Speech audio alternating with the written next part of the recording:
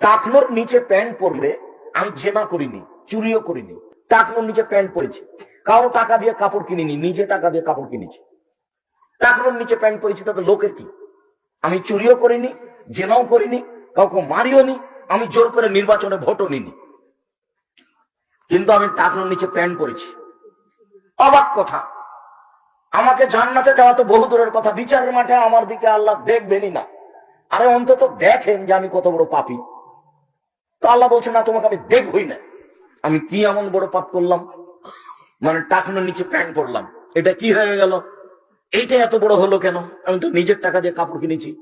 টাকনোর নিচে প্যান্ট পরেছি, তাতে কি হবে? চুরি তো করিনি, জেনা তো করিনি, ডাকাতি তো করিনি, সুদ তো খাইনি, জমি তো জোর করে দখল করিনি, পিটিয়ে তো নির্বাচনে আসেনি, লাঠি দিয়ে তো নির্বাচনে আসেনি, লাঠি দিয়ে তো রাস্তায় চলি না। শুধু প্যান্টটা টাকনোর নিচে রেখেছি, তাতে কি হলো? আমার সাথে আল্লাহ বিচার মাঠে কথাই বলবেন না। অবাক। এইটা কি? এইটা হলো মনের সাথে জড়িত পাপ, যার কারণে মন যেখানে চলে শরীয়ত সেখানে চলে না। আল্লাহ নবী বলছেন, হজবাতের নার বিশাহওয়াত ও হজবাতের জান্নাতুল মাকারিম, প্রবৃত্তি দ্বারা জাহান্নাম ঘেরা আছে, আর নিয়ম নীতি কষ্ট ক্লেশ দ্বারা জান্নাত ঘেরা আছে। জান্নাত মানে নিয়ম নীতি, কষ্ট, ব্যথা, সমস্যা, অনেক কিছুর নাম জান্নাত। আর মন মতো চলো জাহান্নাম।